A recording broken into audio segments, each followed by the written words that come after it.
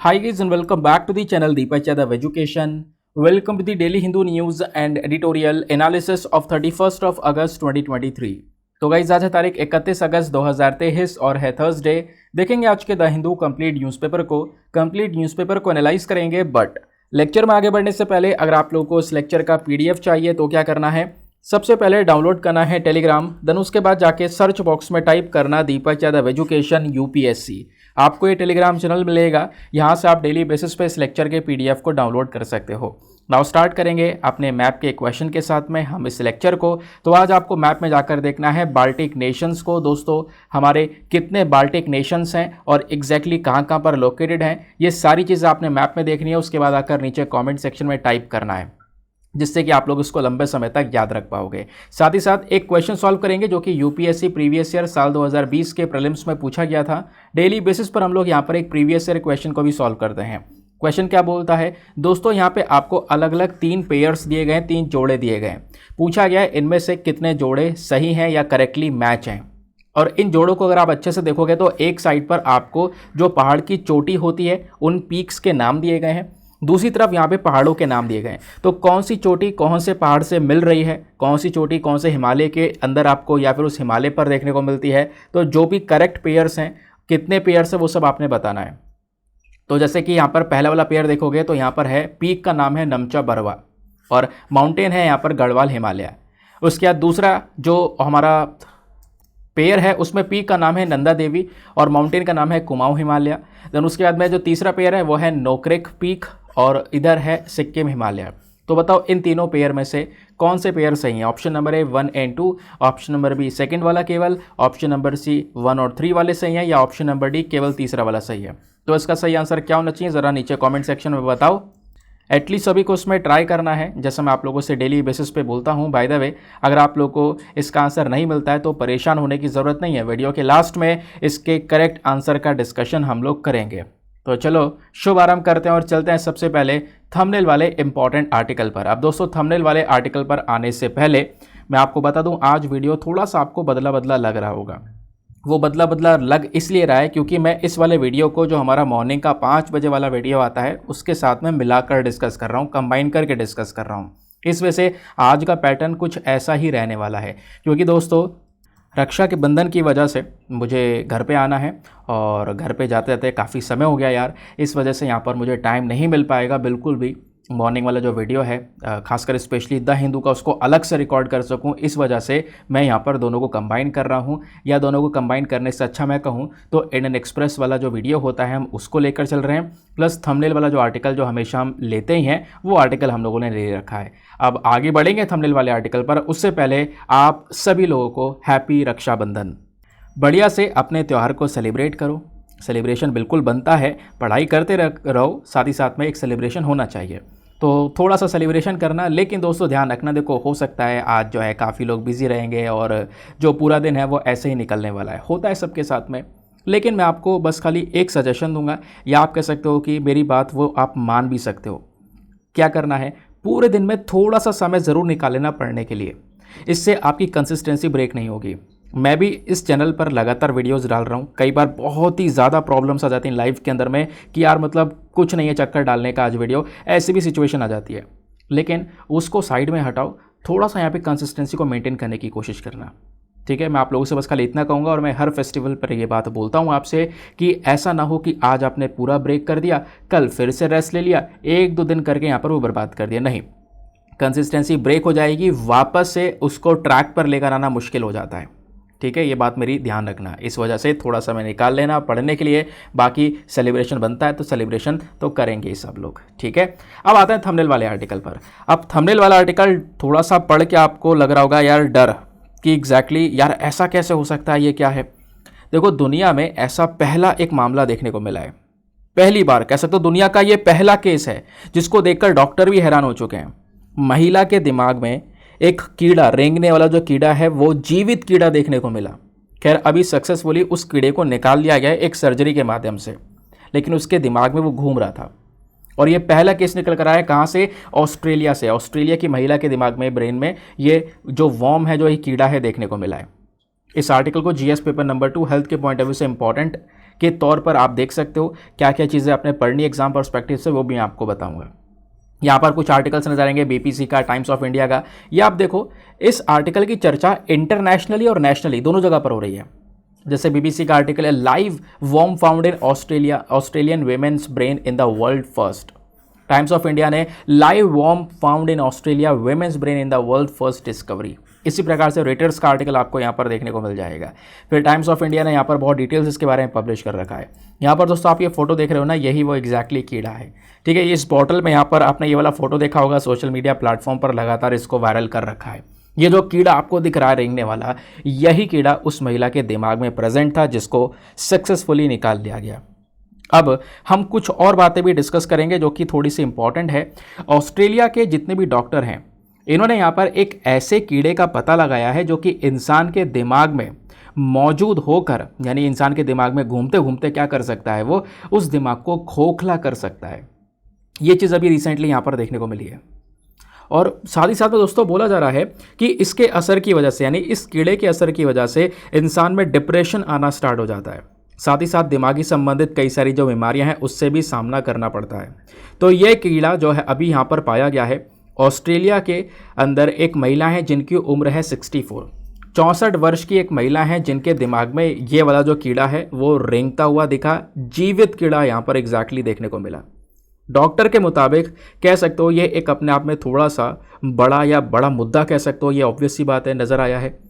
जब किसी इंसान के दिमाग में जिंदा कीड़ा मिले, आमतौर पर ये जो कीड़ा होता है ना जिसकी हम बात कर रहे हैं, ये वाला कीड़ा सांपों में पाया जाता है। जो सांप होते हैं, स्पेशली जो अजगर होते हैं, उन अजगर के अंदर, उनके शरीर के अंदर यहाँ पर ये वाला कीड़ा पाया जाता है। अब कैनबरा के अस्पताल के अंदर में ये वाला केस निकल कर आया, तो इससे कई सारी जो बातें हैं वो सामने निकल कर आने लगी, क्योंकि ये जो कीड़ा है इसका साइज़ भी बड़ा था। मैं आपको बता दूं कि महिला के दिमाग की सर्जरी जो है वो सब कुछ हो चुकी है, और सर्जरी के बाद में इस 8 सेंटीमीटर के कीड़े को निकाला गया। ये जो कीड़ा है ये 8 सेंटीमीटर का था, यानी इंच में बात करें तो 3 इंच लंबा कीड़ा था, जिसको निकालने की पूरी सफलता यहाँ पे डॉक्टर्स को मिल चुकी है। अब सर्जरी के बाद में महिला के जो हालात हैं वो पूरी तरह से ठीक हैं, वो भी एग्जैक्टली यहाँ पे बताया जा रहा है। अब क्वेश्चन यहाँ पर यह है, ये कीड़ा महिला के दिमाग में पहुँच कैसे गया, कारण क्या था? तो डॉक्टर ने बताया कि जो महिला है ना वो झील वाले क्षेत्र के आसपास रहती है, जहाँ पे बहुत सारी लेक हैं, झील हैं, और झील होने की वजह से उस पर्टिकुलर एरिया में काफ़ी सारे अजगर भी देखने को मिलते हैं। और अजगर जो हैं ये कहीं ना कहीं बहुत बड़ा कारण है, क्योंकि इन्हीं अजगर के अंदर में ये कीड़ा देखने को मिलता है, जैसे मैंने आपको बताया। अब क्या है, ये महिला भोजन पकाने के लिए, अपने खाने बनाने के लिए झील के चारों तरफ एक पत्ते प्रेजेंट होते हैं, उन पत्तों की ये तलाश करती थी हमेशा। उन्होंने यहाँ पर, डॉक्टर ने आशंका ये जताई है कि अजगर ने अपने मल के ज़रिए कीड़े के जो अंडे होते हैं उसको उस एरिया में छोड़ दिया होगा। कीड़े के अंडे भी होते हैं, तो कीड़े के अंडे उसने गिरा दिए होंगे उस अजगर ने कहीं पर अपने मल के ज़रिए, और उसके अंडे, यानी वो जो कीड़े के अंडे थे, उसने हमारी घास को गंदा कर दिया, घास को प्रदूषित कर दिया, और महिला कहीं ना कहीं उस घास के कांटेक्ट में आ गई, उस पत्तों को खा लिया, जिससे महिला के अंदर में कह सकते हो ये कीड़ा पहुंचा। ये जो संक्रमित है, ये जो कह सकते हो वो महिला है, वो पूरी तरह से संक्रमित हो गई। उसके बाद दोस्तों यहाँ पर ये देखने को मिला कि ऑस्ट्रेलिया में, स्पेशली न्यू साउथ वेल्स के अंदर में, ये जो रहने वाली महिला है, 2021 में इन्होंने अस्पताल में अपने आप को भर्ती भी करवाया था। और 2021 में जब अपने आप को भर्ती करवाया तब इन्होंने बोला कि पेट में दर्द है, उल्टी है, बुखार है, रात में पसीना आ रहा है, ऐसी समस्या इनको देखने को मिली। लेकिन 1 साल ऐसे निकलता चला गया। फिर 2022 में महिला को भूलने की बीमारी होने लगी, दिमागी संबंधित और कई सारी बीमारी होने लगी। फिर उसके बाद जब रिसर्चेस हुई तो पता चला इनके दिमाग में एक कीड़ा है, जिंदा कीड़ा आपको देखने को मिलेगा, जीवित है, जो घूम रहा है, रेंग रहा है। उसकी वजह से यहाँ पर ये सारा का सारा जो इन्फॉर्मेशन है वो निकल कर आया है। ठीक है, अब क्वेश्चन यहाँ पर यह है कि जो ये राउंड वॉर्म है, ये जो कीड़ा आपको दिख रहा है, इसका नाम क्या है? तो नाम दोस्तों आप यहाँ पर देख सकते हो, ओफिडेस्कैरिस रोबर्टसी। ठीक है, ओफिडेस्कैरिस रोबर्टसी राउंड वॉर्म, ये आपको नाम देखने को मिलेगा। ये बेसिकली एक ऐसा राउंड वॉर्म है जो कि कारपेट पाइथन के अंदर पाया जाता है। ये जो पाइथन है बड़े साइज़ का अजगर होता है। अब इसका फोटो मैंने नहीं लगाया, थोड़ा सा और ज़्यादा कह सकते हो कि ये प्रॉब्लमेटिक हो सकता है काफ़ी सारे लोगों के लिए, इस वजह से। तो कारपेट पाइथन के अंदर यहाँ पर ये वाला जो कीड़ा है वो देखने को मिलता है, स्पेशली यहाँ पे उसके स्टमक में, उसके पेट के अंदर में वो रहता है। ठीक है, बात समझ में आ गई। अब दोस्तों इसी के साथ साथ आपको यहाँ पर एक बात और जानने को मिलती है कारपेट पाइथन्स के बारे में। तो कारपेट पाइथन्स को लेकर एग्जामिनेशन में सवाल बन सकता है, ध्यान रखना इसके बारे में। ये पाइथन ऑस्ट्रेलिया, उसके बाद न्यू गिनिया, उसके बाद इंडोनेशिया, पापुआ न्यू गिनिया, हमारे नदर्न सोलोमन आइलैंड्स, इन सभी जगह पर पाया जाता है। Conservation status very very important, directly आपसे पूछा जाता है। तो कारपेट पाइथन का जो कंजर्वेशन स्टेटस है इसको IUCN कैटेगरी में लीस्ट कंसर्न कैटेगरी में रखा गया है। लीस्ट कंसर्न मतलब अच्छी खासी जो पॉपुलेशन है वो आज के समय पर इस अजगर की हमें देखने को मिल जाती है। तो इसमें कोई ऐसी टेंशन वाली बात है नहीं, समझ गए। चलो आते हैं नेक्स्ट आर्टिकल की तरफ। अगला आर्टिकल बहुत important, GS paper number 2 polity and governance के पॉइंट ऑफ व्यू से आप इस आर्टिकल को लिंक कर सकते हो। दोस्तों पता है आपने इस लेक्चर को बहुत ध्यान से सुनना है, ध्यान से इसलिए सुनना है क्योंकि वीडियो के लास्ट में मैं आपका टेस्ट लूँगा। रोज़ लेते हैं तो पूरे लेक्चर को अच्छे से सुनोगे ना तो लास्ट में एक टेस्ट होगा, उसको अटेम्प्ट करना, जो भी आपका स्कोर आएगा उसको नीचे कमेंट सेक्शन में लिखना।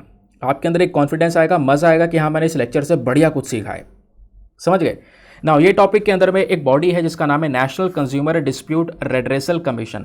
नाम से पता चल रहा है कि ये एक ऐसा कमीशन है जो कि हमारे कंज्यूमर, आप हो मैं हूँ, है ना, हमारे कोई भी प्रॉब्लम्स हैं, कोई दिक्कतें हैं, उन डिस्प्यूट्स को उस कोई भी मतलब हम समझ सकते हो कि किसी से हमने कोई सामान परचेज़ किया, शॉपकीपर से विवाद हो गया किसी चीज़ को लेकर, भाई शॉपकीपर ने गलत तरीके से अपने सामान का एडवर्टीजमेंट किया था, फेक एडवर्टीजमेंट किया था, है ना, हमें चूना लगा दिया। तो हम क्या कर सकते हैं, इस प्रकार के जो मैटर हैं उन मैटर की सुनवाई यहाँ पर इस प्रकार के बड़े बड़े बॉडीज़ के अंदर में की जाती है। ये बॉडीज़ ऐसे प्रॉब्लम्स को सॉल्व करने का काम करती हैं। तो हाल ही में यहाँ पर ये बॉडी न्यूज़ में आई है, क्यों? क्योंकि national consumer dispute redressal commission इसके पास में अभी क्या हुआ कि एक अपील फाइल करी गई Cloudtail India private limited के थ्रू। और Cloudtail India private limited ने बेसिकली हमारा जो एक और बॉडी है सेंट्रल कंज्यूमर प्रोटेक्शन अथॉरिटी, इसी के ऑर्डर को लेकर अपील यहाँ पर की थी, जिसको यहाँ पर NCDRC ने डिसमिस कर दिया, बोला कि हम इसकी सुनवाई नहीं करेंगे। तो खैर जैसे मैंने बोला एग्जामिनेशन में ये जो न्यूज़ है हमारी काम की नहीं है, ये नहीं पूछी जाएगी, लेकिन डायरेक्टली आपसे national consumer disputes redressal commission के बारे में पूछा जा सकता है। तो ये कमीशन क्या है, एक क्वासी जुडिशियल कमीशन है इंडिया के अंदर में। इसको 1988 में बनाया गया था हमारे कंज्यूमर प्रोटेक्शन एक्ट 1986 के तहत। कंज्यूमर प्रोटेक्शन एक्ट का मेन मकसद है आप मैं जो हम कंज्यूमर्स हैं, जो सामान कंज्यूम कर रहे हैं, हमारी सुरक्षा करना, हमारे जो राइट्स हैं उनकी सुरक्षा करना। तो इसी पर्टिकुलर एक्ट, इसी पर्टिकुलर लॉ के तहत आप कह सकते हो हम लोगों ने इस NCDRC नाम की बॉडी को तैयार किया। नाउ ये जो कमीशन है पूरा, इसको कौन हेड करता है? एक सिटिंग या फिर कह सकते हो रिटायर्ड सुप्रीम कोर्ट के जज हो सकते हैं, वो यहाँ पर इसको हेड कर सकते हैं। ये बात की हमने सुप्रीम कोर्ट के सिटिंग या रिटायर्ड जज की। उसके अलावा हाई कोर्ट के सिटिंग और रिटायर्ड जज भी आपको देखने को मिल सकते हैं। जज क्या? हाई कोर्ट के चीफ जस्टिस और सुप्रीम कोर्ट के जज, ठीक है। प्लस यहाँ पर ये जो एक्ट है ना, इस एक्ट का मेन मकसद यह है कि हम लोग क्या करें, एक कंज्यूमर प्रोटेक्शन काउंसिल को बनाएं। कंज्यूमर प्रोटेक्शन काउंसिल नाम से पता चल रहा है, और इस काउंसिल को बनाया जाएगा अलग अलग लेवल पर। केंद्र सरकार लेवल पर अलग होगा, प्लस हमारी स्टेट के लेवल पर अलग होगा और डिस्ट्रिक्ट के लेवल पर अलग होगा। सेंटर, स्टेट और डिस्ट्रिक्ट तीनों लेवल पर अलग अलग कंज्यूमर प्रोटेक्शन काउंसिल्स हों, जिनका मेन मकसद हो हमारे कंज्यूमर्स को, जो ग्राहक हैं उनको अवेयर करना, उनके अंदर जागरूकता फैलाना इस चीज़ को लेकर। नाउ आप जो ये तीनों अलग अलग काउंसिल्स हैं, तो सेंट्रल काउंसिल को कौन हेड करता है? सेंट्रल काउंसिल को हेड किया जाता है ministry in charge of the department of consumer affairs, जो हमारे केंद्र सरकार के अंडर में है। और जो स्टेट वाला काउंसिल है उसको यहाँ पे ministry in charge of consumer affair in the state government, जो राज्य सरकार के अंडर में आता है, ठीक है। ये जो पर्टिकुलर यहाँ पे बॉडी है, ये आप कह सकते हो तीन टीयर स्ट्रक्चर हम लोग को प्रोवाइड करवाता है। कौन कौन सा 3 टीयर स्ट्रक्चर? यहाँ पे जब हम बात करते हैं इस प्रकार के कमीशन की, भाई कंज्यूमर के जो डिस्प्यूट्स हैं उसको अगर ख़त्म करना है, उन सारे डिस्प्यूट्स को हल करना है, तो उसके लिए जो ये कमीशन है ये 3 लेवल पर है। एक है नेशनल कमीशन, एक स्टेट कमीशन और तीसरा है डिस्ट्रिक्ट कमीशन, जिससे कंज्यूमर के जो डिस्प्यूट्स है, जो विवाद है, उनको तुरंत सॉल्व किया जा सके। और इसका जो हेड ऑफिस है वो आपको न्यू दिल्ली में देखने को मिलेगा, ठीक है दोस्तों। तो मैंने आपको यहाँ पर इस NCDRC के बारे में सारी बातें बता दी। दूसरी चीज़, यहीं पर हम लोग अभी सेंट्रल कंज्यूमर प्रोटेक्शन अथॉरिटी के बारे में भी बात किए थे, इस वजह से आपको इस CCPA के बारे में भी पता होना चाहिए। तो CCPA बेसिकली एक रेगुलेटरी बॉडी है जिसको 2020 में एस्टेब्लिश किया गया है, बनाया गया है, लेकिन इसको भी हमने कंज्यूमर प्रोटेक्शन एक्ट 2019 के बेसिस पर तैयार किया। इसकी जो नोडल मिनिस्ट्री है वो है मिनिस्ट्री ऑफ कंज्यूमर अफेयर्स, जिसके तहत या जिसके अंडर हमारा CCPA काम करता है। अब CCPA का कॉम्पोजिशन क्या है, तो इसके अंदर कौन कौन है, तो बेसिकली इसके अंदर एक चीफ कमिश्नर होते हैं जो कि इसके हेड होते हैं, बाकी 2 और कमिश्नर्स आपको देखने को मिलेंगे, वो इसके मेंबर्स होते हैं। ये सब मिलकर कह सकते हो कि जो मैटर्स होते हैं, मान लो गुड्स को लेकर, सर्विसेज को लेकर, उन मैटर्स को डील करने का काम करते हैं। कैसे मैटर, भाई देखो सपोज यहाँ पे आपका, देखो कंज्यूमर हो आप, मैं भी कंज्यूमर हूँ, हम लोग गए, कोई सामान हमने खरीदा, अब हमारे साथ में व्यापार थोड़ा गलत तरीके से किया गया, या हमें एडवर्टाइजमेंट में मिसलीड कर दिया गया, दिखाया कुछ और हकीकत में वो कुछ और है, false advertisement, misleading advertisement, unfair trade practices. तो इन सब केसेस में क्या हो रहा है, हमारे कंज्यूमर के जो राइट्स होते हैं, हमारे जो हक हैं, उनका हनन हुआ है, उनका वॉयलेशन हुआ है। तो बेसिकली यहाँ पर ऐसे केसेस का जो निपटारा है वो करने के लिए ये बॉडीज़ हमारा काम करती हैं। CCPA के पास में इनका खुद का एक इन्वेस्टिगेशन विंग भी है जिसको डायरेक्टर जनरल जो है हेड करते हैं, और डिस्ट्रिक्ट कलेक्टर के पास भी पावर है कि वो इस प्रकार की कंप्लेंट्स, आप अगर कंप्लेंट करते हो कि आपके साथ में कोई गलत हुआ है, तो उस कंप्लेंट का इन्वेस्टिगेशन, उसकी तहकीकात डिस्ट्रिक्ट कलेक्टर्स के पास में भी आपको देखने को मिल जाती है। तो दोस्तों ये था यहाँ पे हमारा पर्टिकुलर पूरा आर्टिकल। नाउ आगे आते हैं, और आगे बढ़ने से पहले एक इंपॉर्टेंट इन्फॉर्मेशन है दोस्तों, अगर आप लोग हमारे पेड ग्रुप्स को ज्वाइन करना चाहते हो तो आपके पास में बढ़िया चांस है इसको ज्वाइन करने का। इस पेड ग्रुप में आपको डेली करंट नोट्स, PDF वगैरह प्रोवाइड करवाए जाते हैं विद स्टैटिक इन्फॉर्मेशन। वो PDF प्रिंटेबल फॉर्म में होते हैं, आप उसको आराम से प्रिंट वगैरह कर सकते हो।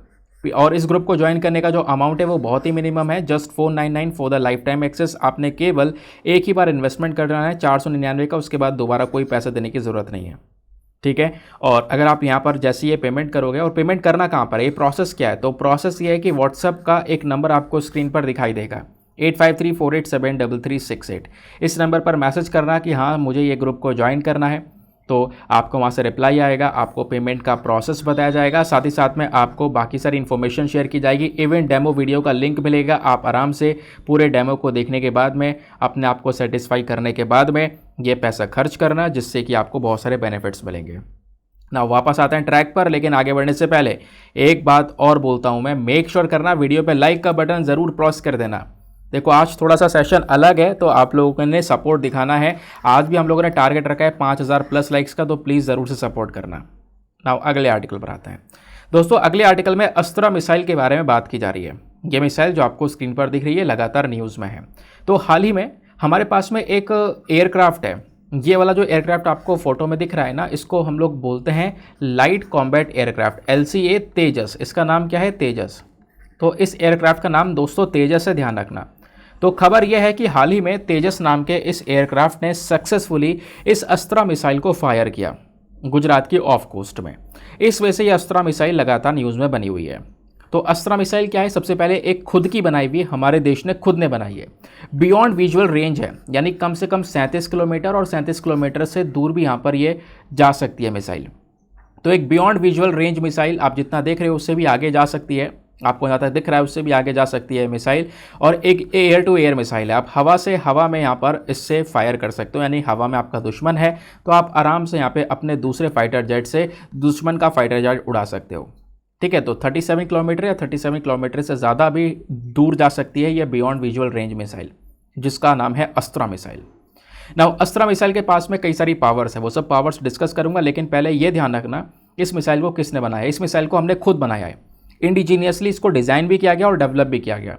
और किसने बनाया है, इसमें defence research and development laboratory नाम की एक बॉडी है, दूसरा रिसर्च सेंटर एमिरेट नाम की एक बॉडी है, और बाकी कुछ और DRDO की हमारी लैबोरेटरीज़ हैं, डिफेंस रिसर्च डेवलपमेंट ऑर्गेनाइजेशन की लैबोरेटरीज़ हैं। इन सब ने मिलकर खुद से डिज़ाइन किया और खुद से यहाँ पर इस मिसाइल को डेवलप किया। बात क्लियर हो गई। और इसकी वजह से कहीं ना कहीं हमने, देखो ये मिसाइल अभी तेजस फाइटर जेट से छोड़ा है, और तेजस फाइटर जेट को भी हमने खुद बनाया हुआ है, और ये मिसाइल भी खुद बनाई है। इससे कहीं ना कहीं हम लोग आगे आत्मनिर्भर भारत की तरफ बढ़ रहे हैं, ये एक मैसेज दुनिया भर को जा रहा है। और क्योंकि आर्टिकल में LCA तेजस के बारे में बात की गई है, तो इस तेजस के बारे में भी आपको पता होना चाहिए कि लाइट कॉम्बैट एयरक्राफ्ट तेजस है क्या। तो ये जो एयरक्राफ्ट है ये काफ़ी हल्का है, साइज़ में छोटा है, इसका कोई ऐसा पीछे टेल देखने को मिलेगा नहीं, प्लस मल्टी रोल है, अलग अलग पर्पज़ से आप इसका यूज़ कर सकते हो, ठीक है। एयर टू एयर सिस्टम आपको देखने को मिलेगा। ये जो एयरक्राफ्ट है इसको डिज़ाइन किया गया है कि इसमें कई सारे हथियार, कई सारे जो वेपन्स है वो हम लगा सकते हैं, मिसाइल वगैरह लगा सकते हैं।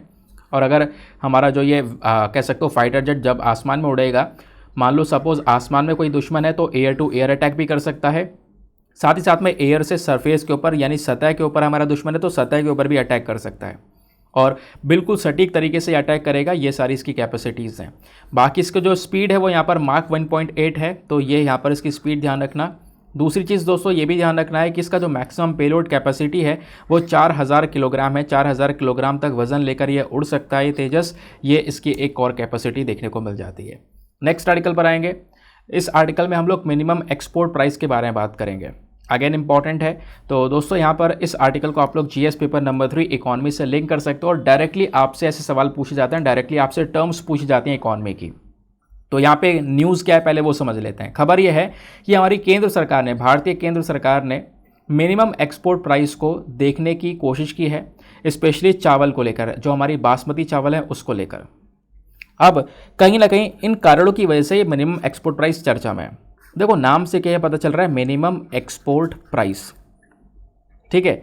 अब ये मिनिमम एक्सपोर्ट प्राइस क्या होता है? एक होती है एमएसपी, मिनिमम सपोर्ट प्राइस, आपको पता होगा, वो अलग है। ये मिनिमम एक्सपोर्ट प्राइस है। ये बेसिकली एक ऐसा प्राइस सेट कर दिया सरकार कि उस प्राइस से नीचे कोई भी पर्सन, हमारा कोई भी एक्सपोर्टर एक्सपोर्ट नहीं कर सकता। सपोज यहाँ पे अभी मान लो बासमती चावल है, बासमती चावल का जो प्राइस है वो यहाँ पर सेट किया जा रहा है। अब बासमती चावल का अगर मिनिमम एक्सपोर्ट प्राइस सरकार सेट कर देगी भाई ये है, तो इससे कम दाम में आप नहीं बेच सकते, इससे कम दाम में आप विदेशों में एक्सपोर्ट नहीं कर सकते। समझ गए? वही मिनिमम एक्सपोर्ट प्राइस है। तो minimum export price is the price below which an exporter is not allowed to export, कि भाई जो अमाउंट सेट कर दिया गया उससे नीचे दाम में आप नहीं बेच सकते भारत से कोई भी सामान जिसके ऊपर एमएसपी लगा दिया जाएगा। अब ये ऐसा क्यों करते हैं? ऐसे करने का पीछे का रीज़न है कि हमारे देश में जब एक हड़कंप मच रहा होता है, फॉर एग्जांपल अगर मैं चावल की बात बताऊं तो चावल का प्रोडक्शन अब की बार बढ़िया हुआ नहीं है और प्रोडक्शन ना होने की वजह से देश भर में, हमारे इंडिया के अंदर, डोमेस्टिकली बात कर रहा हूँ, हमारे देश के अंदर में जो प्राइसेस है चावल के वो काफ़ी ज़्यादा बढ़ रहे हैं, या बाकी कुछ फसलों के हम लोगों ने देखे हैं जो दाम है वो काफ़ी ज़्यादा बढ़ते हुए नजर आए। दाम बढ़ने के पीछे का रीज़न है क्योंकि उनका प्रोडक्शन बढ़िया नहीं हुआ। अब डिमांड भाई जितनी थी उतनी डिमांड तो अभी भी है ना, लेकिन सप्लाई में कमी हो गई। अब डिमांड उतनी है, डिमांड बढ़ रही है, सप्लाई कम है, तो ऑब्वियस सी बात है भाई उस सामान के दाम बढ़ जाएंगे, उसके प्राइस इंक्रीज हो जाएंगे। इकोनॉमी का सिंपल सा कॉन्सेप्ट है। अब क्या होता है कि इसी चीज़ को रोकने के लिए, इसी चीज़ को कंट्रोल करने के लिए, जो सामान के प्राइस बढ़ रहे हैं उस प्राइस को कंट्रोल करने के लिए ये MEP लगाया जाता है, मिनिमम एक्सपोर्ट प्राइस लगाया जाता है। वो कहोगे ऐसा क्यों भाई? अब ये लगा लो, हमारे देश में खुद यहाँ पर कह सकते हो कमी पड़ रही है चावल की। अब क्या हुआ कि ये चावल एक्सपोर्ट भी हो रहा है, विदेश में कई सारी कंट्रीज खरीद रही हैं, तो सरकार क्या करेगी? इस प्राइस को बढ़ा देगी, MEP को इंक्रीज कर देगी। लो भाई अब ज़्यादा महंगा एक्सपोर्ट करो, दूसरी कंट्रीज खरीदेंगे नहीं। इससे क्या होगा? थोड़ा बहुत कंट्रोल होगा। इससे यहाँ पर हम अपने देश में जो चावल है उसको रोक पाएंगे, हमारी देश की जो ज़रूरत है पहले वो पूरी कर पाएंगे। समझ गए? तो ऐसा आप एग्जाम्पल के तौर पर मिनिमम एक्सपोर्ट प्राइस को समझ सकते हो। तो कौन फिक्स करता है? हमारी सरकार कुछ इंपॉर्टेंट सेलेक्टेड कमोडिटीज़ के लिए। ध्यान से सुनना, कुछ ही कमोडिटीज़ हैं, कुछ सेलेक्टेड कमोडिटीज़ हैं, उन सामान के लिए यहाँ पर इस मिनिमम एक्सपोर्ट प्राइस को फिक्स किया जाता है, सेलेक्ट किया जाता है, ताकि हम अपने देश के अंदर में जो पर्टिकुलर प्रोडक्ट है उसका जो प्रॉपर सप्लाई है, प्रोडक्शन, उसको बनाए रखें। क्लियर हो गया? जो सबसे पहली बार मिनिमम एक्सपोर्ट प्राइस इंप्लीमेंट किया गया था वो बासमती चावल पर किया गया था साल 2011 में, ताकि जो एक्सपोर्ट है उसको थोड़ा सा कंट्रोल किया जा सके, कम किया जा सके, क्योंकि उस समय पर प्रोडक्शन को लेकर काफ़ी बवाल मच रहा था। अब क्वेश्चन यहाँ पर यह है कि इस मिनिमम एक्सपोर्ट प्राइस को कोई लीगल बैकिंग है, कानून के माध्यम से कोई अप्रूवल वगैरह है, कानून का कोई सपोर्ट है? बिल्कुल है। हमारे पास में एक कानून है जिसका नाम है foreign trade development and regulation act 1992।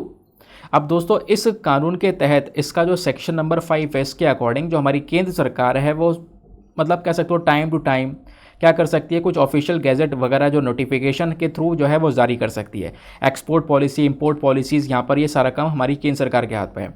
तो कह सकते हो जो मिनिमम एक्सपोर्ट प्राइस है ये कहीं ना कहीं यहाँ पर इसको एक सपोर्ट मिल जाता है इसी पर्टिकुलर कानून के माध्यम से। now आते हैं नेक्स्ट आर्टिकल पे। अगला आर्टिकल अगेन इंपॉर्टेंट है, इसको भी जीएस पेपर नंबर 3 इकोनॉमी के पॉइंट ऑफ व्यू से आप लिंक कर सकते हो। यहाँ पे दोस्तों बात की जा रही है मेरा बिल मेरा अधिकार स्कीम। तो इंपॉर्टेंट है, मेरा बिल मेरा अधिकार स्कीम क्यों है चर्चा में? चर्चा में इसलिए है, खबर यह है कि हमारी केंद्र सरकार ने हाल ही में बोला है कि हम जल्द ही जो है मेरा बिल मेरा अधिकार स्कीम को लॉन्च कर सकते हैं। इससे क्या होगा? इससे यहाँ पर ज़्यादा टैक्स का पेमेंट होता हुआ नजर आएगा। कहोगे कैसे, तो आओ यहाँ पर इस स्कीम के बारे में मैं आपको बताता हूँ। इस स्कीम का मकसद क्या है? ये बेसिकली एक goods and service tax invoice incentive programme है। दोस्तों होगा क्या, अभी ना आप अगर दुकान पे जाते हो तो ज़्यादातर लोग पक्की रसीद नहीं मांगते होंगे, क्योंकि अगर आपने जहाँ पे पक्की रसीद मांग ली, दुकान वाले से पक्का बिल मांग लिया, तो उसमें यहाँ पर आपको जीएसटी यानी कि एक टैक्स का पेमेंट करना पड़ता है, और फिर उसके बाद में दुकान वाले को भी वो टैक्स ऊपर देना पड़ेगा। तो एक टैक्स का पेमेंट होता है। उसी टैक्स को बचाने के लिए हम पक्की रसीद नहीं लेते, पक्का बिल नहीं लेते। ऐसी कच्चा कुछ भी लिख के दे दिया उसने यहाँ पर, भाई ये सामान लो ले जाओ, बिल नहीं लिया हम लोगों ने, तो हम अपना टैक्स जो है वो बचा लेते हैं। समझ गए? तो अब क्या है, इस स्कीम के अंदर ये बोला जा रहा है कि भाई आप टैक्स पे करो, आप उस दुकानदार से पक्का बिल लो, आप अपने जो कस्टमर्स होंगे उनको एंकरेज किया जा रहा है इस स्कीम के माध्यम से कि आप बिल मांगो। जब भी आप कोई सामान परचेस कर रहे हो, आप उससे बिल लो दुकानदार से, और बिल लेने के बाद में आप अपना जीएसटी पेमेंट करो और बिल इकट्ठे करते रहो। उस बिल के बदले आपको सरकार से इंसेंटिव मिलेगा। उस बिल के बदले आप हज़ारों से करोड़ रुपए कमा सकते हो। ये बात यहाँ पर रखी जा रही है इस मेरा बिल मेरा अधिकार स्कीम के अंदर में। तो ये जो स्कीम है ना, इसको स्टार्टिंग में लाया गया है, अभी लाया जाएगा कौन कौन से राज्यों में। स्टार्टिंग में बोला जा रहा है कि सबसे पहले असम में आएगा, असम के साथ गुजरात, हरियाणा, देन उसके बाद में पुडुचेरी हो गया, दमन एंड दीव, दादर एंड नागर हवेली, हमारी ये यूनियन टेरिटरीज हो गई, यहाँ पर इसको लाने की बात की जा रही है। अब दोस्तों यहाँ पे बोला जा रहा है कि ये जो स्कीम है आखिरकार ये वर्क कैसे करेगी। तो जितने भी यहाँ पर आप बिल इकट्ठे करोगे, जो भी आप यहाँ पे आपने पेमेंट किया है, जो भी आपके पास में बिल आए हैं, वो सारे के सारे बिल आपने क्या करना है, एक मोबाइल ऐप होगा मेरा बिल मेरा अधिकार, उस मोबाइल ऐप पर आपने उसको अपलोड कर देना है। ये हमारे एंड्रॉयड और साथ ही साथ में एप्पल सभी के लिए ये ऐप आपको देखने को मिलेगा। जो मिनिमम परचेज होगा, यानी कि जो आप बिल लोगे, उस जो मिनिमम वो बिल कितने का होना चाहिए? मिनिमम बिल आप कह सकते हो कि इस इनवॉइस के लिए लगभग 200 रुपये का होना चाहिए। ये जो बिल है आपने क्या करना है, सबमिट करना है, और वो वहाँ पर बिल सबमिट करने के बाद में आपको एक लकी ड्रॉ मिलेगा, और उस लकी ड्रॉ के अंदर में आप प्राइजेस जीत सकते हो 10,000 से लेकर 1 करोड़ तक का। ठीक है, तो एक पर्टिकुलर जो इंडिविजुअल पर्सन है, आप हो, मैं हूँ, हम अगर कोई सामान खरीद रहे हैं, हम बहुत सारा बिल इकट्ठा कर रहे हैं, तो एक महीने के अंदर हम लोग लगभग 25 बिल को अपलोड कर सकते हैं, मैक्सिमम 25 बिल्स अपलोड कर सकते हैं। इससे क्या होगा, लकी ड्रॉ के तहत यहाँ पर विनर्स चूज किए जाएंगे, और विनर्स को यहाँ पर अवार्ड्स मिलेंगे 10,000 से लेकर 1 करोड़ तक, जैसे मैंने आपको बताया। इससे एक तरफ टैक्स का पेमेंट होगा, पक्का बिल भी आएगा, दूसरी तरफ यहाँ पर अगर लॉटरी लग जाती है तो ऑब्वियस सी बात है उसका ढेर सारा फायदा भी होगा। लेकिन एक चीज़ यहाँ पर एक शर्त है, शर्त यह है कि जब भी आप बिल लोगे दुकानदार से और उस ऐप पर अपलोड करोगे, तो उस बिल के अंदर दुकानदार का जो GSTIN नंबर होना चाहिए वो पक्का होना चाहिए। GSTIN नंबर जो है वो होना चाहिए, उसका इनवॉइस नंबर, कितना अमाउंट आपने पे किया है, कितना टैक्स पे किया है, सब कुछ क्लियरली मेंशन होना चाहिए, तब जाके अपलोड करोगे तो फायदा आपको मिलेगा। समझ गए? नेक्स्ट आर्टिकल पर आते हैं दोस्तों। अगले आर्टिकल में पेंच टाइगर रिजर्व के बारे में डिस्कशन किया जा रहा है। GS paper number 3 environment and ecology के पॉइंट ऑफ व्यू से ये आर्टिकल इंपॉर्टेंट है। तो कई बार मैंने आप लोगों से बोला भी है, लोकेशन बहुत इंपॉर्टेंट होती है, डायरेक्टली एग्जाम में पूछ ली जाती हैं। तो पेंच टाइगर रिजर्व ने हाल ही में साइकिल सफारी को इंट्रोड्यूस किया है, और जितने भी विजिटर हैं अगर पेंच टाइगर रिजर्व घूमने जाते हैं तो आप साइकिल से भी आसपास का जो नज़ारा है प्रॉपर ले सकते हैं। ठीक है, तो कुछ इस प्रकार से यहाँ पे सफारी का नज़ारा आप साइकिल सफारी स्टार्ट की गई, आप साइकिल से पूरे पेंच टाइगर रिजर्व का नज़ारा ले सकते हो। हाँ, वो बात अलग है अगर सामने टाइगर आ जाए तो साइकिल उठा के फेंकना और पैदल भागना, जितनी तेज भाग सको। खैर मजाक कर रहा हूँ, ऐसा नहीं होने वाला है। तो पेंच टाइगर रिजर्व ने क्या किया, साइकिल सफारी को इंट्रोड्यूस किया, इस वजह से ये न्यूज़ में है। तो ये जो हमारा पेंच टाइगर रिजर्व है कहाँ पे लोकेटेड है? मध्य प्रदेश के अंदर। मध्य प्रदेश में स्पेशली जो हमारा सतपुरा हिल्स आपको देखने को मिलेगा, वहाँ तक ये फैला हुआ है, और महाराष्ट्र का जो खासकर नागपुर डिस्ट्रिक्ट है वहाँ से ये शुरू होता है। तो अगर मैं आपको मैप दिखाऊँ तो ये रहा महाराष्ट्र, ऊपर रहा मध्य प्रदेश, दोनों बाउंड्रीज को शेयर करते हैं। मध्य प्रदेश कई सारे स्टेट्स के साथ में बाउंड्रीज को शेयर करता है, जैसे यहाँ पर राजस्थान है, उत्तर प्रदेश है, छत्तीसगढ़ है, महाराष्ट्र है, और साथ ही साथ में आपको गुजरात भी देखने को मिल जाता है। ओके, नाउ अब बात आती है दोस्तों, इस पेंच टाइगर रिजर्व का नाम पेंच टाइगर रिजर्व ही क्यों रखा गया? रीज़न ये है कि इस टाइगर रिजर्व में पेंच नाम की जो नदी है वो बहती है, उस पेंच नदी के ऊपर ये जो नाम है इसका, वो नाम यहाँ पर दिया गया इस टाइगर रिजर्व को। इस पेंच टाइगर रिजर्व के अंदर में दोस्तों कई सारे और भी नेशनल पार्क है, इंदिरा प्रियदर्शनी पेंच नेशनल पार्क है, उसके बाद में पेंच मोगली सेंचुरी है। तो ऐसे पर्टिकुलर रीजन्स भी आपको यहाँ पर देखने को मिलेंगे।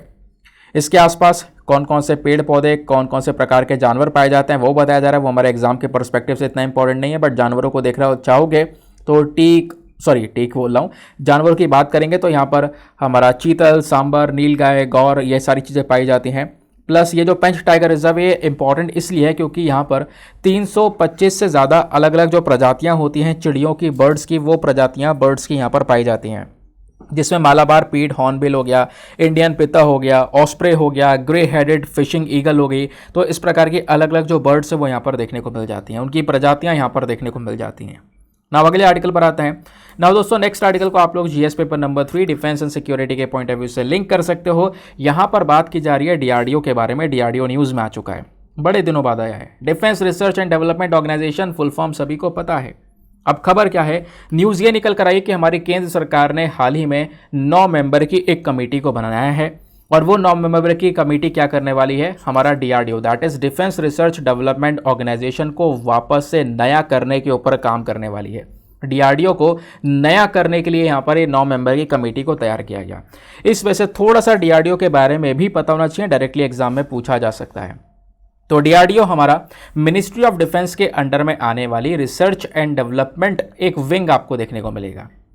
डीआरडीओ का यहाँ पर मेन मकसद क्या है? मेन मकसद है जो हथियार आज के समय पर बना रही है, ये वेपन्स बना रही है, वेपन्स हमारे आर्मी नेवी को मिल रहे हैं, वो बेसिकली डीआरडीओ तैयार कर रहा है। तो भारत का सबसे बड़ा research organisation specially defence sector में वो हमारा डीआरडीओ है। अब इसके फॉर्मेशन की बात करेंगे तो कैसे इसको तैयार किया गया है, तो ये ऑर्गेनाइजेशन डीआरडीओ, इसका इतिहास देखोगे तो थोड़ा सा कॉम्प्लेक्स है। कॉम्प्लेक्स मतलब इस बॉडी को बनाया गया था 1958 में, और 1958 से पहले 2-3 अलग अलग बॉडीज़ हुआ करती थी, सबको मिला के डीआरडीओ बना दिया गया। स्पेशली 1958 में जो technical development establishment of Indian army हुआ, directorate of technical development and production हुआ, ठीक है, डिफेंस साइंस ऑर्गेनाइजेशन हुआ, सबको मिला के डीआरडीओ बना दिया गया। इसका हेडक्वार्टर न्यू दिल्ली में है, ध्यान रखना, वेरी वेरी इंपॉर्टेंट। प्लस इसके अलग अलग लैबोरेटरीज हैं जो कि अलग अलग सेक्टर्स में काम कर रही हैं, कुछ एरोनॉटिक्स के सेक्टर में, कुछ आर्मामेंट्स के सेक्टर में, कुछ engineering, life science, material, missile, अलग अलग सेक्टर्स में अलग अलग लैब्स यहाँ पर काम कर रही हैं। अब डीआरडीओ के बड़े बड़े प्रोजेक्ट्स क्या हैं, तो डीआरडीओ का दोस्तों जो सबसे पहला प्रोजेक्ट था, सबसे पहला प्रोजेक्ट भारत की मिलिट्री के लिए जो था वो सरफेस टू एयर मिसाइल, सतह से आसमान में छोड़ने वाली जो मिसाइल है उसको तैयार किया गया था, और एक प्रोजेक्ट इंडिगो के तहत यहाँ पे इसको तैयार किया गया था। हालांकि यहाँ पर इस प्रोजेक्ट को इतनी सक्सेस मिली नहीं, इस वजह से बाद में इसको डिसकंटिन्यू कर दिया गया। और जब से डीआरडीओ यहाँ पर सेटअप हुआ, इसने कई सारी जो सक्सेस है, कई सारी सफलता हासिल कर ली है अलग अलग सिस्टम्स में, अलग अलग एरियाज़ में।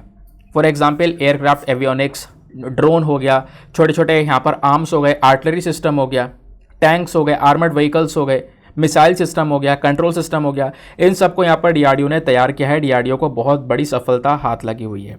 इवन यहाँ पर साल 2016 में डीआरडीओ ने सक्सेसफुली अपना खुद का बनाया हुआ ध्यान रखना एक ड्रोन तैयार किया, भारी भरकम ड्रोन, जिसको नाम दिया गया रुस्तम 2, जो कि अनमैन्ड आर्म्ड कॉम्बैट ड्रोन आपको देखने को मिलेगा, जिसमें एक इंसान की जरूरत नहीं, आप रिमोट कंट्रोल से चढ़ा सकते हो, ठीक है, उससे एक जगह का पूरा एनालिसिस कर सकते हो। प्लस डीआरडीओ ने यहाँ पर फिर आईएनएस अरिहंत को बनाया, भारत का ये पहला न्यूक्लियर बैलिस्टिक मिसाइल सबमरीन है। फिर 2019 में डीआरडीओ ने भारत की पहली एंटी सैटेलाइट सिस्टम को तैयार किया। फिर डीआरडीओ ने साथ ही साथ में कुछ सेवरल बैलिस्टिक मिसाइल्स को बनाया। बैलिस्टिक मिसाइल जो कि बेसिकली ऐसे चलती हैं, पहले एनवायरमेंट से बाहर निकलेंगी, फिर धीरे धीरे वो एनवायरमेंट में वापस एंटर करेंगी, तो ऐसे बैलिस्टिक मिसाइल्स का पूरा पाथ होता है, ठीक है। तो वो बैलिस्टिक मिसाइल्स यहाँ पर बनाई हैं। हमारा एक प्रोग्राम है जिसको हम लोग पटना के नाम से जानते हैं, पृथ्वी, त्रिशूल, अग्नि, आकाश और नाग मिसाइल्स। ये सारी मिसाइल्स यहाँ पर डेवलप करी गई हैं इस integrated guided missile development programme के तहत। तो डीआरडीओ ने ये सब कुछ काम कर रखा है, ये आप लोग देख पाओगे। ये मैंने थोड़ा सा डीआरडीओ के जो सक्सेस है, जो इन्होंने सफलता हासिल की है, उसके बारे में इन्फॉर्मेशन दी है। आगे आते हैं नेक्स्ट आर्टिकल पे। नाउ दोस्तों नेक्स्ट आर्टिकल में EEE वायरस के बारे में बात की जा रही है। ये भी काफ़ी चर्चा में, again GS paper number 2 health के पॉइंट ऑफ व्यू से इंपॉर्टेंट है। इसकी फुल फॉर्म है ईस्टर्न इक्विन एन्सेफेलाइटिस। एन्सेफेलाइटिस नाम का जो ये वायरस है, ये बेसिकली मच्छरों के काटने से फैल रहा है, बहुत ही ज़्यादा खतरनाक है, इस वजह से ये न्यूज़ में है। तो एक रेयर मॉस्किटो बॉर्न वायरस है, बहुत मुश्किल से आप कह सकते हो कि यहाँ पर ये वायरस देखने को मिलता है। इसका नाम है ईस्टर्न इक्विन एन्सेफेलाइटिस। इसको हाल ही में अमेरिका के जो न्यूयॉर्क है प्लस अलाबामा है, वहाँ पर देखने को मिला। ये केसेस देखने को मिले इस एन्सेफेलाइटिस के। तो ये ईस्टर्न इक्विन एन्सेफेलाइटिस क्या है, अब उसके बारे में बात करते हैं। तो ये जो बीमारी है दोस्तों, ये जो वायरस है, ये थोड़ा सा रेयर है, बहुत मुश्किल से देखने को मिलता है, लेकिन इसमें कंडीशन एक इंसान की बुरी हो जाती है, जानलेवा इन्फेक्शन है ये, इससे सीधा दिमाग में सूजन होने लगती है।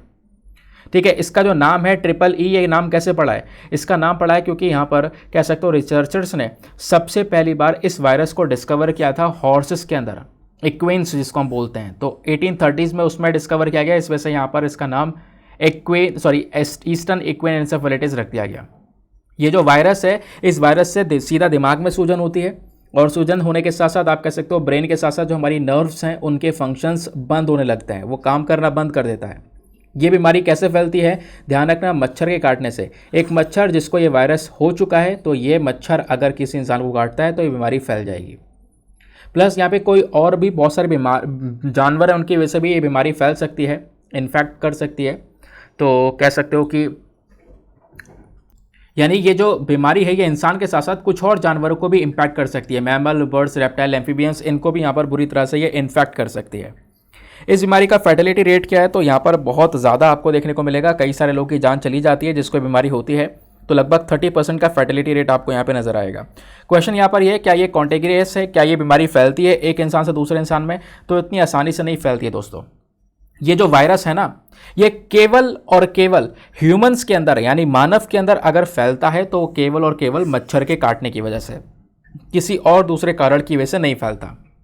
या फिर कह सकते हो ह्यूमन टू ह्यूमन ट्रांसमिशन नहीं होता, या घोड़े से इंसान में नहीं फैलता।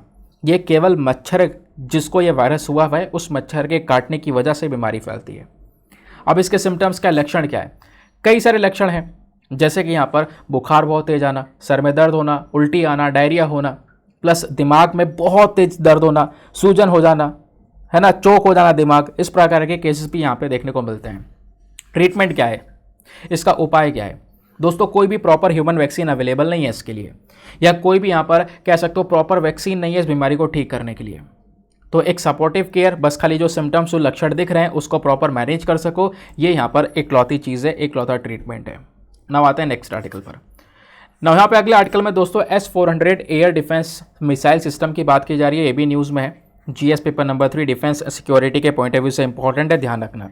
तो ये खबर में क्यों है? न्यूज़ में इसलिए है क्योंकि यहाँ पर यूक्रेन ने हाल ही में रशिया का S-400 वाला जो ये एंटी एयरक्राफ्ट मिसाइल सिस्टम है इसको बर्बाद कर दिया है, इसको डिस्ट्रॉय कर दिया है। इस वजह से यहाँ पर ये न्यूज़ निकल कर आ रही है। ठीक है, ये सिस्टम है दोस्तों, ये रशिया का S-400 सिस्टम है जो हवा में दुश्मन के रॉकेट को गिरा सकता है। तो इस सिस्टम को कहीं ना कहीं कह सकते हो कि यूक्रेन ने खराब किया, इसको बर्बाद कर दिया, इस सिस्टम को पूरी तरह से अटैक किया है, इस वजह से ये न्यूज़ में है। तो S-400 सिस्टम किसका है? रशिया का है, ध्यान रखना। रशिया के एक कंपनी है एल्मास सेंट्रल डिज़ाइन ब्यूरो, इसने यहाँ पर बनाया है। ये सिस्टम सर्विस में अप्रैल 2007 में लाया गया। फिर कई सारी कंट्रीज आज के समय पर इस वाले सिस्टम का यूज़ कर रही हैं। ये सिस्टम कैसे काम करता है? मान लो यहाँ पर दुश्मन है, कई सारे रॉकेट्स को हमारे ऊपर अटैक कर रहा है, कई सारे रॉकेट्स है, तो वो सारे रॉकेट को हवा में ही ख़त्म करने के लिए, उन सभी रॉकेट्स को हवा में उड़ाने के लिए ये इस S-400 सिस्टम का हम यूज़ करते हैं। इससे क्या होगा कि भाई इसके सारे सारे रॉकेट्स लॉन्च हो जाएंगे और वो रॉकेट्स कहीं ना कहीं दुश्मन को हवा में ही मारकर गिरा देंगे। तो यह है हमारा S-400 सिस्टम। आई होप दोस्तों आपको अच्छे से समझ में आ चुका है। नाउ अब समय हम लोगों के प्रीलिम्स रैपिड फायर के क्वेश्चंस का। तो जो भी आप लोगों ने अभी पूरे वीडियो में सुना है कंसंट्रेशन के साथ में, देखेंगे कितने अच्छे से सुना है। अब यहाँ पर समय है कि आपकी जो कंसंट्रेशन पावर है, रिटेनिंग पावर है, वो टेस्ट की जा सके। ठीक है, तो अच्छे से सारे क्वेश्चंस में स्टार्टिंग में बताऊंगा, उनके आंसर्स लाइव चैट में लिखते हुए चलना, फिर लास्ट में एक साथ में सभी के आंसर्स आपको बता दूंगा। क्वेश्चन नंबर 1, यहाँ पर बात कही गई है मेरा बिल मेरा अधिकार स्कीम को लेकर 2 स्टेटमेंट दिए गए हैं, बताना है कौन सा स्टेटमेंट सही है। पहला स्टेटमेंट, ये जो स्कीम है ये कुछ कैश इंसेंटिव ऑफर करता है for the uploading GST invoice. GST का बिल अगर आप अपलोड करोगे तो उसके बदले में आपको इंसेंटिव मिलेगा। सेकेंड स्टेटमेंट, जितने भी बिल होंगे, ठीक है, और वो बिल अगर आप लोग GST रजिस्टर्ड वाले दुकानदार से लेते हो तो वो सारे के सारे बिल एलिजिबल हैं इस स्कीम के लिए, वो बिल का आप यूज़ कर सकते हो इस स्कीम से बेनिफिट्स को उठाने के लिए। तो बताओ दोनों स्टेटमेंट में से कौन सा स्टेटमेंट सही है। ऑप्शन नंबर है 1 ओनली, B2 ओनली, C दोनों सही है या D दोनों गलत हैं। नाउ आते हैं नेक्स्ट आर्टिकल पे, सॉरी अगले क्वेश्चन पे। नेक्स्ट क्वेश्चन में दोस्तों DRDO के बारे में बात की जा रही है, डिफेंस रिसर्च डेवलपमेंट ऑर्गेनाइजेशन। इसको लेकर 2 स्टेटमेंट दिए गए हैं, बताना है कौन सा स्टेटमेंट सही है। पहला स्टेटमेंट, DRDO को बनाया गया था 1958 में हमारे ministry of defence government of India के अंदर में। सेकेंड स्टेटमेंट, DRDO का जो हेडक्वार्टर है वो आपको हैदराबाद में देखने को मिलेगा। तो बताओ दोनों स्टेटमेंट में से कौन सा स्टेटमेंट सही है। Option A 1 only, B2 only, C दोनों सही है या D दोनों गलत हैं। अगले क्वेश्चन में दोस्तों अस्त्र मिसाइल के बारे में बात की जा रही है। तो अस्त्र मिसाइल को लेकर दो स्टेटमेंट दिए गए हैं, अगेन बताना है कौन सा सही है। पहला स्टेटमेंट, अस्त्र मिसाइल एक इंडिजीनियस यानी खुद की बनाई हुई beyond visual range air to air missile है। दूसरा स्टेटमेंट, इस मिसाइल को डिज़ाइन और डेवलप दोनों ही काम हमारी defence research and development laboratory ने किया है। तो बताओ दोनों स्टेटमेंट में से कौन सा स्टेटमेंट सही है। Option number A 1 only, B 2 only, C दोनों सही है, डी दोनों गलत हैं। अब अगला क्वेश्चन काफ़ी ज़्यादा सरल सा है। क्वेश्चन है पेंच टाइगर रिजर्व ये कौन से राज्य में स्थित है। Option number A Odisha, B Madhya Pradesh, C Karnataka या फिर डी असम। अब अगला क्वेश्चन और भी बहुत ईजी है। S-400 air defence missile system जो कि हाल ही में न्यूज़ में देखने को मिला है, ये कौन से देश ने बनाया है। Option number A USA, B France, C Germany या फिर डी रशिया। तो बताओ इसका सही उत्तर क्या होना चाहिए। Now next question minimum export price को लेकर पूछा गया है। मिनिमम एक्सपोर्ट प्राइस जो कि हाल ही में न्यूज़ में देखने को मिली है, ये क्या है। ऑप्शन नंबर ए, मतलब मिनिमम एक्सपोर्ट प्राइस को हम यहाँ पे लागू करते हैं, इम्पोज करते हैं कब, when there is a sharp increase in the import of a commodity, जब हमारा जो इम्पोर्ट होता है उसमें बढ़ोतरी होती है तब, या फिर when there is rising domestic retail wholesale price of commodity, जब हमारे देश में किसी सामान के दाम बढ़ जाते हैं तब ये लागू करते हैं। ये option number C, when there is a sharp increase of a supply, जब मार्केट में किसी सामान की सप्लाई ज़्यादा बढ़ जाती है तब, या फिर इनमें से कोई नहीं। तो बताओ यहाँ पर मिनिमम एक्सपोर्ट प्राइस को लेकर कौन सी स्टेटमेंट जो है सही है। तो दोस्तों ये थे हमारे सारे के सारे क्वेश्चंस। आई होप आप लोगों ने मैक्सिमम क्वेश्चंस को बिल्कुल सही सही अटेम्प्ट किया होगा। चलो आंसर्स देखना स्टार्ट करते हैं। लास्ट वाले क्वेश्चन से आंसर को देखना स्टार्ट करेंगे। तो यहाँ पर ये पूछा गया था मिनिमम एक्सपोर्ट प्राइस जो कि हाल ही में न्यूज़ में है, ये अगर लगेगा तो क्या होगा, मतलब ये कब लगेगा। तो ऑप्शन नंबर बी यहाँ पर सही है। ये तब लगाया जाता है, मैंने आपको पढ़ाया भी था, जब हमारे देश का कोई सामान है, कोई कमोडिटी है, उसकी डोमेस्टिक जो प्राइस है वो काफ़ी ज़्यादा बढ़ जाती है, उसकी प्राइस इंक्रीज़ हो जाती है, तो उसको कंट्रोल करने के लिए यहाँ पे मिनिमम एक्सपोर्ट प्राइस को लगाते हैं। ठीक है, तो मिनिमम एक्सपोर्ट प्राइस इम्पोज किया जाता है when there is a rising या wholesale price of the commodity. अगले क्वेश्चन में पूछा गया था S-400 डिफेंस मिसाइल सिस्टम ये कौन से देश ने डेवलप किया है। तो option number D Russia is the correct answer. फिर आपसे पूछा गया पेंच टाइगर रिजर्व कौन से राज्य में स्थित है। Option number B Madhya Pradesh is the correct answer. फिर पूछा गया अस्त्र मिसाइल को लेकर दो स्टेटमेंट है, बताओ कौन सा सही है। दोनों के दोनों स्टेटमेंट्स यहाँ पर सही हैं। फिर आपसे पूछा गया डिफेंस रिसर्च डेवलपमेंट ऑर्गेनाइजेशन को लेकर बताओ दो स्टेटमेंट है, कौन सा सही है। तो अगेन यहाँ पर जो हमारा आंसर है वो है ऑप्शन नंबर ए 1 ओनली। केवल पहला वाला सही है, दूसरा वाला गलत है। क्यों? दूसरा वाला ये बोलता है कि DRDO का हेडक्वार्टर हैदराबाद में, नहीं न्यू दिल्ली में हेडक्वार्टर है, इस वजह से दूसरा वाला स्टेटमेंट गलत है। फिर आपसे पूछा गया मेरा बिल मेरा अधिकार स्कीम को लेकर दो स्टेटमेंट है, बताओ कौन सा सही है। तो अगेन दोनों के दोनों स्टेटमेंट्स हमारे जो है यहाँ पर करेक्ट देखने को मिल जाते हैं। तो दोस्तों ये थे सारे के सारे क्वेश्चंस। आई होप आप लोगों ने मैक्सिमम क्वेश्चंस को बिल्कुल सही सही अटेम्प्ट किया होगा। बाकी ये मैं आपको बता ही चुका हूँ कि अगर आप लोग पेड ग्रुप्स को ज्वाइन करना चाहते हो तो आप एक अमाउंट कर सकते हो पेमेंट 499 का, और ये for the lifetime access है, हमेशा हमेशा के लिए केवल आपने 499 में उस ग्रुप को ज्वाइन करना है, जहाँ पे सारे PDF नोट्स वगैरह आपको प्रोवाइड करवाए जाते हैं। बाकी दोस्तों आप लोगों से जो प्रीलिम्स वाला क्वेश्चन पूछा गया था उसका आंसर देखेंगे। आज मेंस का क्वेश्चन हम लोगों ने नहीं लिया है, आज अपना फेस्टिवल सेलिब्रेट करो, आराम करो। मेंस का क्वेश्चन कल से हम लोग वापस से स्टार्ट करेंगे। तो क्वेश्चन ये प्रीलिम्स का था हमारा 2020 का, कि बताओ कौन सा पेयर इनमें से सही है। तो option number B is the correct answer. केवल सेकंड वाला पेयर सही है। सेकंड वाला मतलब ये वाला नंदा देवी जो पीक है, जो ये चोटी है, ये कुमाऊं हिमालय में आपको देखने को मिलती है। दैट इज़ वाई पहला पेयर सही है। बाकी दूसरा वाला पेयर सही है। जो बाकी जो ये पहला वाला और तीसरा वाला पेयर है ये गलत मैच है। ठीक है, ये पीक इस हिमालय में नहीं है, ये ऊपर वाला पहला वाला और तीसरा वाला गलत है, बी वाला सही है। तो यहाँ पे हमारा बी वाला pair is the correct answer. B only is the correct answer. अब दोस्तों इसी के साथ में करते हैं हम लोग अपने लेक्चर को समाप्त, और मिलते हैं आप लोगों से अगले वीडियो में। आज के लिए bye bye, have a nice day, thank you and जय हिंद।